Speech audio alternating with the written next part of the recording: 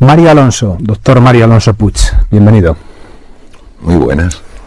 Usted se pregunta qué es lo que hace que ante ciertos retos se nos nuble la mente. Se pregunta por qué nos cuesta tanto pensar con claridad. ¿Esto tiene algo que ver, por ejemplo, con la ansiedad?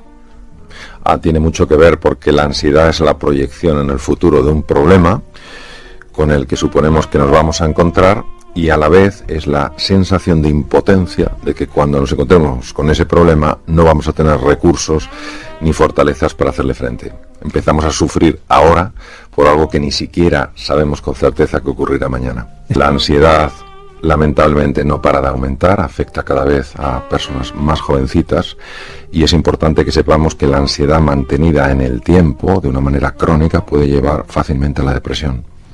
¿Dónde buscamos? Pues hay que buscar más allá de la mente. Yo sé que esto puede sonar un poco extraño. La mente es un instrumento excepcionalmente complejo, de una dimensión impresionante. Más allá de la mente que ahí está la conciencia. La mayor parte de los problemas que experimentamos las personas son generados o empeorados por procesos mentales. Yo creo que Einstein, que era un hombre que no solo sabía de física, sino que sabía de metafísica, de alguna manera nos invitaba a mirar más allá de la mente. ¿Qué hay allí? La conciencia, el darse cuenta, el descubrir, el explorar qué es aquello que realmente nos está paralizando. Porque muchas veces, junto a esto es muy difícil, no puedo, hay que marcar una diferencia. De acuerdo, esto es muy difícil y es muy duro. Lo que pasa es que sí puedo. Ese poder no viene normalmente de los procesos mentales habituales, sino de la conciencia, de darte cuenta de recursos que tienes y que te permiten hacer frente a esos desafíos. Nos hemos olvidado de una parte esencial del ser humano, una parte que muchas veces nos referimos a ella como si fuera el corazón. Digamos que es una parte más profunda, muy anclada en el inconsciente. Cuando nosotros conectamos con esa parte, nos damos cuenta que podemos entender mucho mejor por qué los seres humanos hacemos lo que hacemos. Y eso nos permite no estar de acuerdo con lo que hacen, sino comprender por qué lo hacen. Eso es la compasión, conectar con el sufrimiento, entender la base de su sufrimiento, por qué esa persona reacciona así. Y eso también nos permite desarrollar una preciosa cualidad que es la misericordia. La misericordia viene de dos raíces latinas y quiere decir enviar el corazón. Enviar el corazón quiere decir muchas veces no dejarnos envolver por esos razonamientos, se lo merece, no se lo merece, si me ha hecho eso porque yo lo voy a tratar de otra manera, y sencillamente enviar el corazón. ¿Qué pasa? Que cuando una persona es tratada con respeto, y el respeto es tú eres tierra sagrada para mí, empieza a replantearse su forma de actuar. Sufrimos en buena medida casi porque así lo decidimos, ¿no? Hay que distinguir muy bien qué es dolor y qué es sufrimiento, porque si no hacemos una distinción en el lenguaje podemos quedar envueltos en una gran confusión.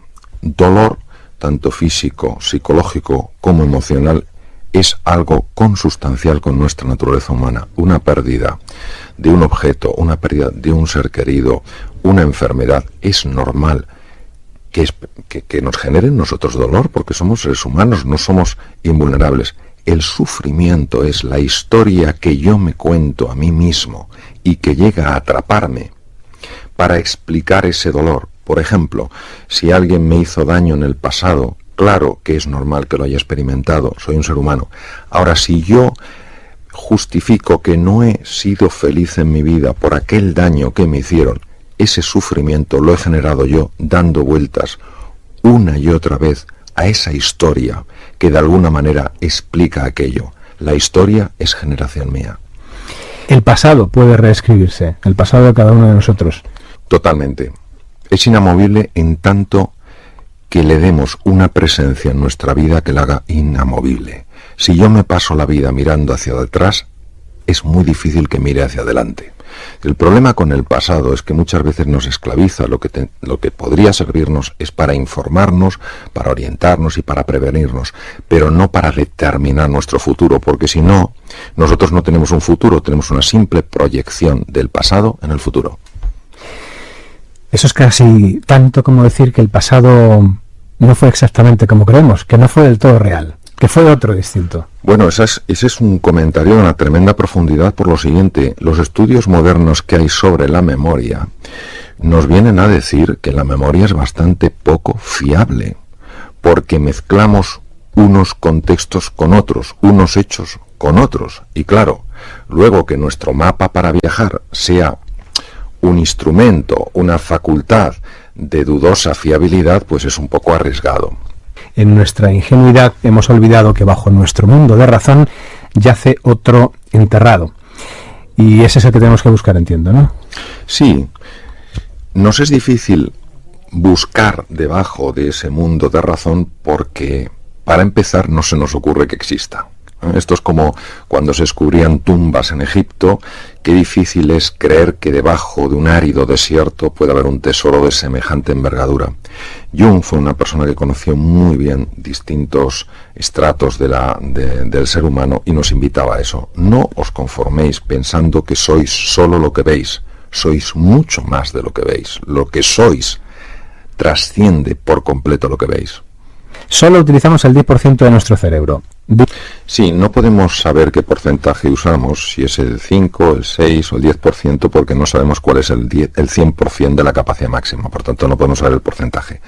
Lo que sí sabemos perfectamente es que el cerebro responde de una manera directa a la programación mental. Y hay programaciones mentales tremendamente limitantes. Hay personas muy inteligentes que cuando emocionalmente se bloquean no pueden ver una solución que tienen delante de los ojos. Por eso sí que está clarísimo que trabajar esos procesos mentales para que muchas veces no sean tan disfuncionales, para que no nos limiten tanto y sí para que nos ayuden, es absolutamente crucial. Vivimos fundamentalmente asustados. Yo sé que este es un comentario, voy a llamarlo intenso o fuerte. Vivimos fundamentalmente asustados. Ante cualquier cambio, ante cualquier cosa que no podemos predecir, nos genera una sensación tremenda de inquietud. Y hay que pasar del paradigma es una palabra griega que quiere decir forma de ver, hay que pasar del paradigma del miedo al paradigma de la confianza. ¿Por qué? Porque en la vida nos vamos a encontrar con retos que van a ser complejos y nadie puede quitar envergadura a estos retos porque lo son. Lo que pasa es que cuando junto al reto nosotros añadimos una sensación de impotencia, una sensación de desesperanza, o nos dedicamos a culpar o nos avergonzamos, sencillamente ya no tenemos un reto, ya tenemos un problema absolutamente insoluble. Las emociones que sentimos y que importan porque nos ayudan a resolver los problemas, tienen una procedencia clara y específica. Le pregunto de dónde vienen esas emociones, dónde se fraguan, cuándo. Pregunta muy difícil de resolver. Haré mi mejor aproximación.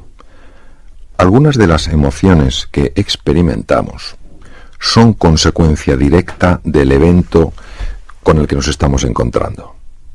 Por ejemplo, si yo estoy haciendo una excursión, vamos a decir en África, y de repente me encuentro de frente con un león, la emoción que se pone en marcha es la natural, la lógica con el evento, con el hecho, que en este caso sería obviamente el miedo. Sin embargo, la mayor parte de las emociones que nosotros experimentamos y que nos limitan proceden de programaciones mentales que hemos generado cuando éramos pequeños y que operan en el inconsciente. ¿Qué quiere decir? Quiere decir que respondemos a ciertos retos con un nivel de miedo que no tiene ningún sentido si tenemos en cuenta nuestros recursos y nuestras capacidades para hacerles frente.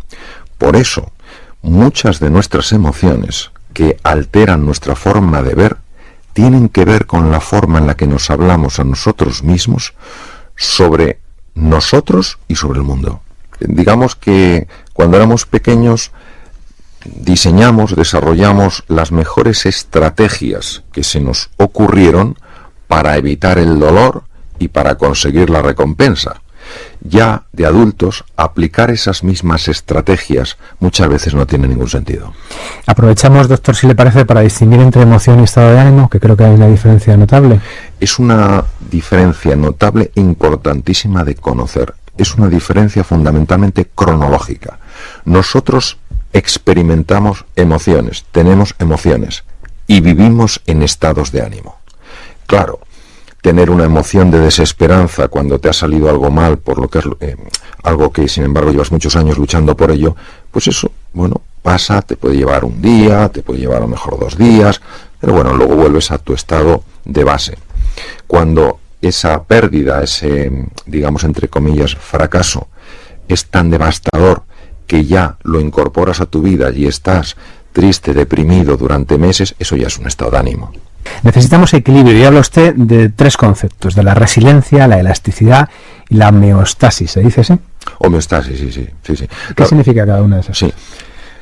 A ver, tanto la palabra estrés, que se usa mucho en medicina, como la palabra resiliencia, es una palabra muy extraña, es un vocablo anglosajón y que últimamente es muy popular. Ambas palabras las debemos al mundo de la metalurgia, proceden del mundo de los metales. La resiliencia es la resistencia que ofrece un metal a ser deformado. Si la vida nos da un disgusto, nos manda una prueba difícil y no nos doblamos, es decir, de alguna manera nos sentimos pequeños, incapaces, mostramos una gran resiliencia. ¿Qué es la homeostasis? La homeostasis es el conjunto de mecanismos que pone en marcha el ser humano para evitar salirse de ciertos puntos de referencia. Por ejemplo, la homeostasis hace que nuestra temperatura ni baje ni suba por encima de unos niveles. Hace que el pH, que es el grado de acidez de la sangre, no suba o baje más allá de ciertos niveles. ¿Por qué? Porque puede tener el efecto inmediato de paralizar las reacciones celulares y morir. Por eso la homeostasis es aprender a reequilibrarnos, tener un termostato que nos permita, cuando nos damos cuenta de que estamos siendo llevados a un lugar peligroso, coger y decir, no, yo tengo que reequilibrarme, tengo que volver a mi balance, a mi estado de centramiento, porque si no yo no voy a ser eficiente a la hora de hacer frente a los desafíos. Usted, en contra de la creencia general, afirma que el cerebro es maleable, que un adulto puede cambiar, que es posible hacerlo, ¿no? Sí. Esto es una cosa que siempre me ha llamado la atención. Todo ser humano quiere cambiar y en su interior la mayor parte de ellos o de nosotros pensamos que no se puede cambiar. Cuando yo estudié medicina, hacía 30 y pico años, recuerdo muy bien en psicología que se decía que la personalidad estaba definida a los 7 años. Y claro, uno decía, oiga, yo es que soy mayor, pues lo sentimos mucho, pero ya es tarde. Y por otra parte, que las neuronas no se podían reproducir. Bien, hoy sabemos que la personalidad es totalmente maleable. No digo que sea fácilmente maleable, digo que es maleable. Y lo segundo, es cierto, las neuronas no se reproducen, sin embargo, sí se regeneran a partir de células madre que tenemos en las cavidades cerebrales llamadas ventrículos, emigran a ciertas áreas, de momento solo se han encontrado 2, bulbos olfativos e hipocampos, y generan nuevas neuronas. Pueden emigrar entre 500 y 1000 diarias y en 21 días se han convertido en neuronas. Y esto, por supuesto, en el adulto. Algo de esto dijo Ramón y Cajal hace mucho tiempo ya. Todo ser humano puede ser, si se lo propone, escultor de su propio cerebro. Es tremendo, ¿no? Bueno, yo siento pasión por Cajal. ¿Qué se le va a hacer?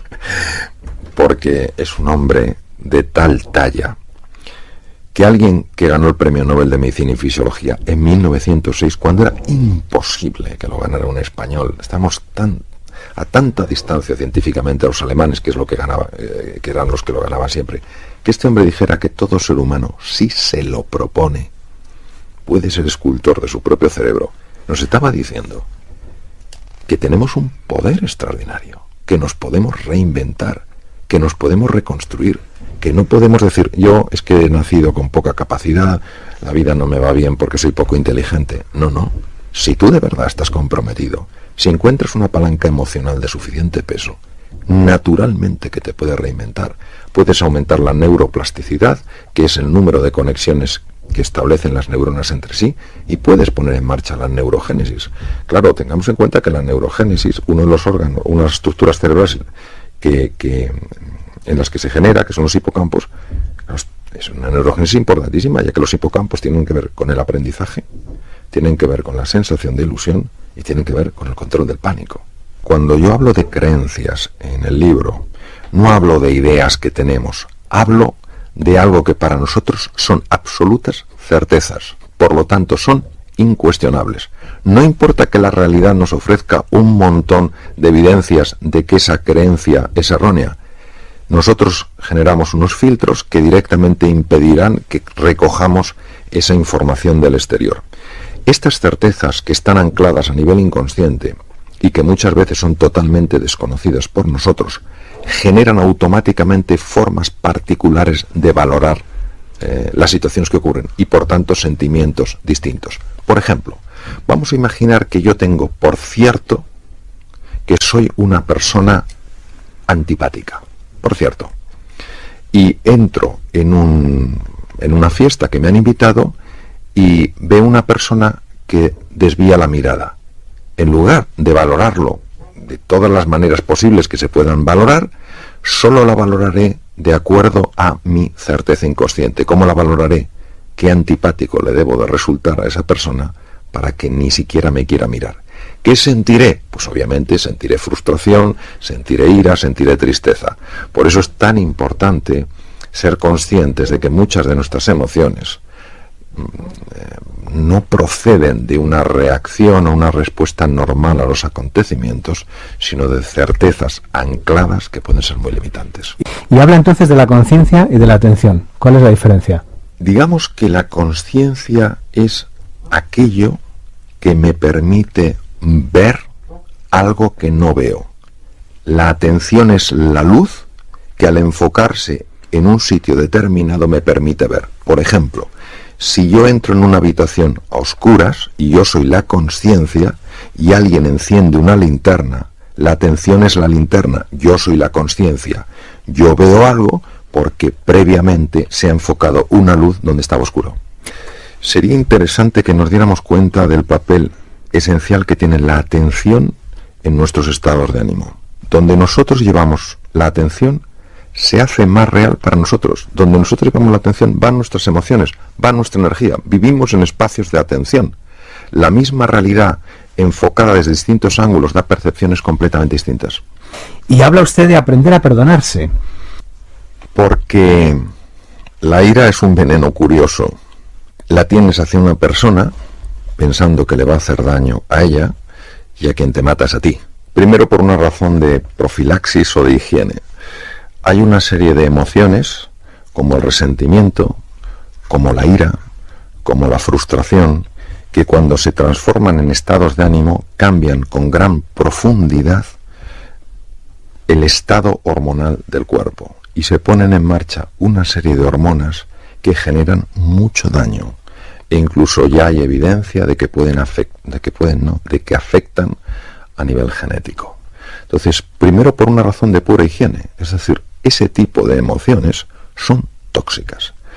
Pero cuanto más vueltas le dé a lo que ha pasado, más voy a quedar enmarañado en todo este discurso limitante de razones y justificaciones y no voy a alterar las emociones. Por eso, este perdonar para mí es esencial, ya que te devuelve de alguna manera el equilibrio. Y no solamente perdonar a los demás, sino perdonarse a uno mismo por los errores que ha cometido. Me gustaría señalar muy claramente que perdonar no es estar de acuerdo con lo que esas personas hicieron, es entender que desde el nivel de ceguera que tenían, es lo único que se les ocurrió hacer. Déjeme volver sobre sus palabras. De algún modo es un ejemplo. Dice usted que tras los gritos, los portazos, las discusiones, las palabras pronunciadas que nunca debimos o quisimos pronunciar, después de todo eso aparecen los sentimientos de desesperanza, la ira y incluso, como decíamos, contra nosotros mismos, ¿no? Dice usted que la voz de nuestra conciencia golpea una y otra vez y dice que torpemente lo toleramos, convencidos de que solo el autocastigo nos llevará a cambiar. Bueno, esto es lo que nos han enseñado también, ¿no? Claro, ese es. ¿Cómo no escuchar la voz de la conciencia, no? A ver, es que hay dos tipos de conciencia. Yo en el libro cuando hablo de la conciencia hablo de esa luz que nos permite ver más allá de nuestra oscuridad. Ahora, cuando nosotros en el hablar cotidiano hablamos de la consciencia, muchas veces estamos hablando de una cosa completamente distinta. Creo que hay cosas que tenemos que aprender y creo que hay muchas cosas que tenemos que desaprender. Y pienso que cuando el castigo es la única arma que tenemos, el efecto es bastante escaso. Cuando nuestro objetivo es la reeducación, entonces podemos conseguir mucho más efecto.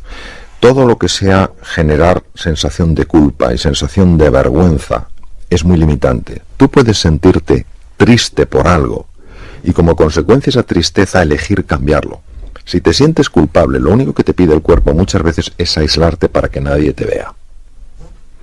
Bueno, curiosamente, claro, pasan los años y, como decíamos, ante situaciones similares la respuesta será siempre idéntica, el protocolo se repetirá. Y le pregunto por qué sigue todo igual. Voy a intentar explicarlo de la forma más visual posible. Vamos a imaginarnos que tenemos dentro de la cabeza un disco. Y ese disco tiene las características de una voz. Y nosotros prestamos atención a esa voz como si fuera lo único que existiera. El problema que tiene el ser humano es que cree que es ese disco y por eso no se le ocurre mirar más allá del disco. Y si el disco lo que te dice es, tú no puedes cambiar, eres demasiado mayor, no tienes formación suficiente, nadie te apoya, no vas a poder cambiar, pero no porque no puedas cambiar, sino porque tu atención está absolutamente enfocada en ese disco. El cuerpo refleja de una manera muy clara el inconsciente.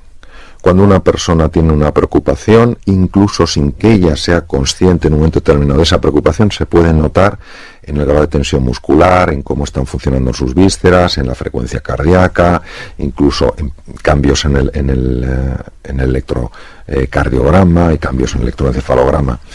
Es decir, los procesos corporales están absolutamente anclados fundamentalmente con la manera en la que opera el inconsciente. Esto es un inconveniente y es una ventaja.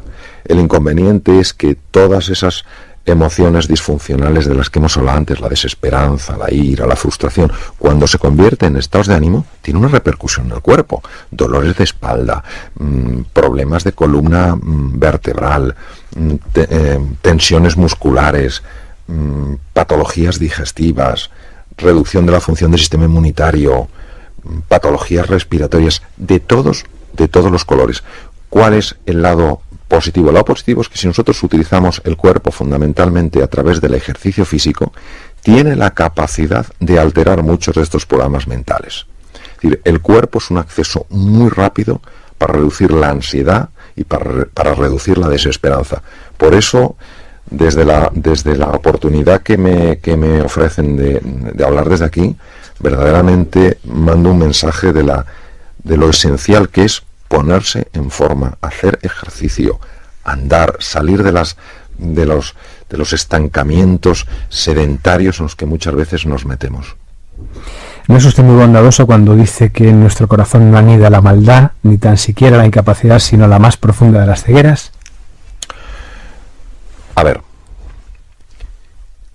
yo creo firmemente que la esencia del ser humano es fuente de amor, de creatividad, de sabiduría, de energía y de belleza.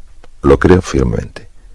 Y sé que junto a eso se ha pegado una costra, algo muy difícil de entender de dónde procede, que hace que se generen una serie de limitaciones en nosotros, cuya expresión más frecuente es la violencia, el miedo, el aislamiento.